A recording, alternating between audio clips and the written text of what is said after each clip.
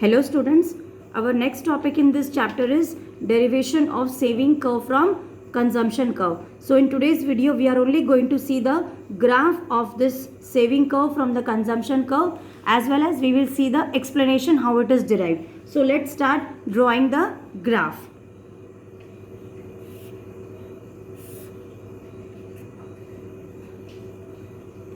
This is our income curve.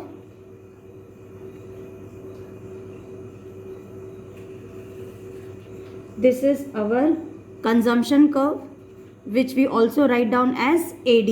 And one more thing over here, students, just listen. This is our income line, okay?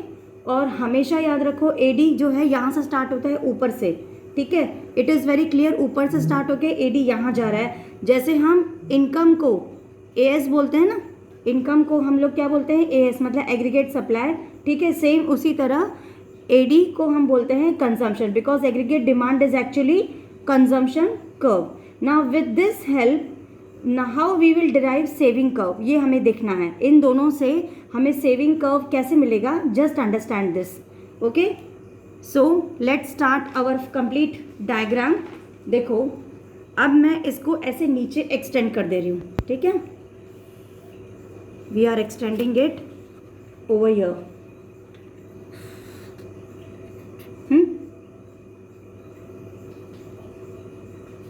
This is again O, this is X, Y.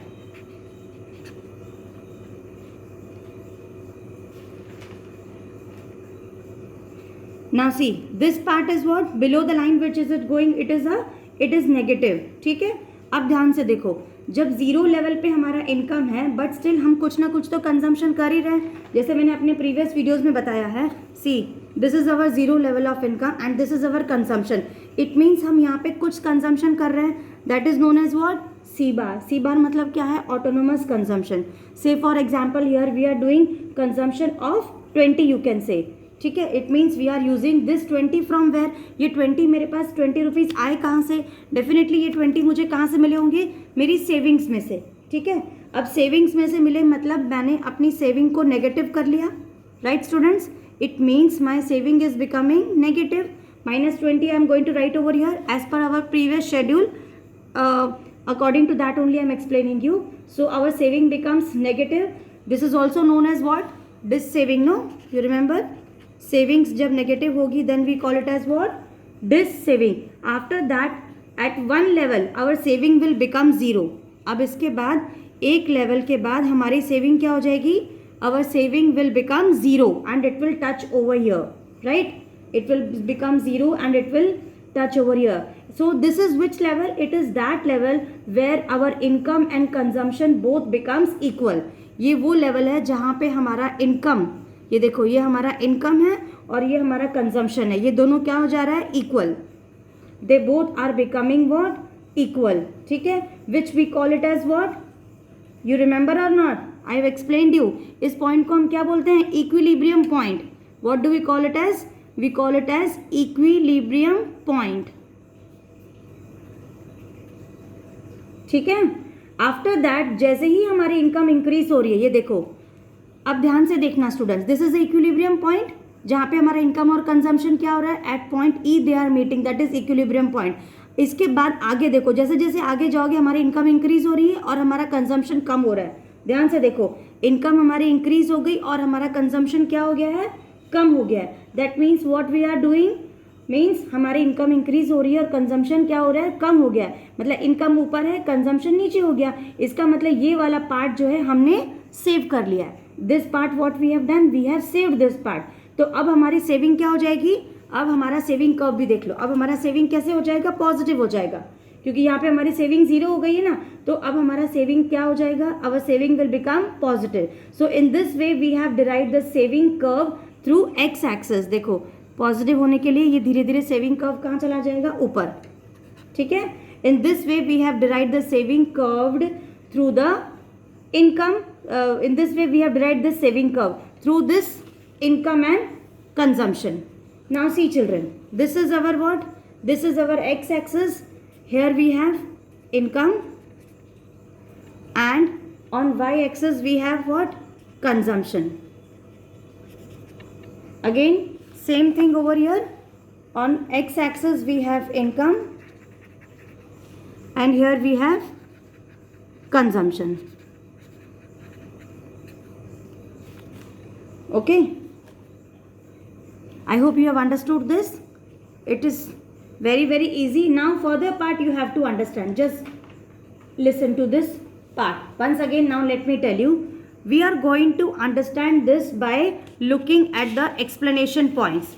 For that, we will just refer step by step. We will refer the explanation also, and we will refer the graph also. Because in exam, if this question is coming, how saving curve is derived from consumption curve, first you need to draw the diagram and then the explanation. So the first point over here is, in the above diagram, S is the saving curve and Y is the income curve. See, in the above diagram, this is S is the saving curve and Y is the income curve. And CC is what? Here also C.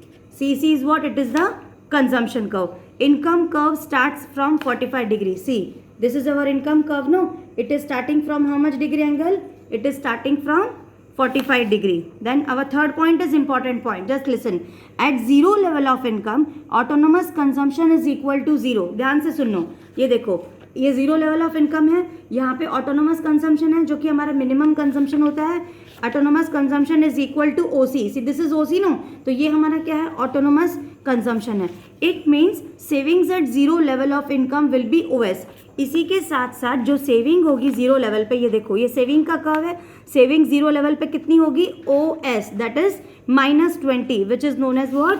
Dish saving.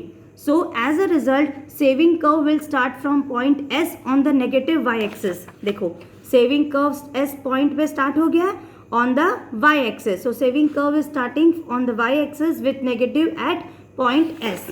समझ में आ गया? Fourth point, consumption curve CC intersects income curve OY. ये देखो ये consumption curve है, ये CC क्या है? consumption curve. क्या लिखा है point में? intersects income curve OY. ये देखो ये है ना हमारा, ये OY हमारा इनकम कर्व है, तो ये यहाँ पे जाके मिल रहा है, तो इसको हम क्या बोलेंगे? This is what? Here it is intersecting at point E. यहाँ पे क्या हो जा रहा है? हमारा कंजम्पशन और इनकम क्या हो जा रहा है? इक्वल हो जा रहा है. So we have written consumption is equal to income. जब कंजम्पशन और इनकम इक्वल हो जा रहा है तो हमारी saving at the same time कितनी हो रही है? जीरो. ये देखो ध्यान से देखना, जब कंजम्पशन और इनकम इक्वल हो जा रहा है तो इसी के साथ साथ सेम वे हमारी सेविंग कितनी हो रही है? जीरो. देखो अभी इसको हम लोग इस पॉइंट को ऐसे जोड़ेंगे डॉटेड लाइन से. इसको हम we will give the name as what? R. So when consumption and income is equal, our saving is becoming what? Our saving is becoming zero. Right. अब देखो यहाँ पे आप लोगों को क्या ध्यान देना है?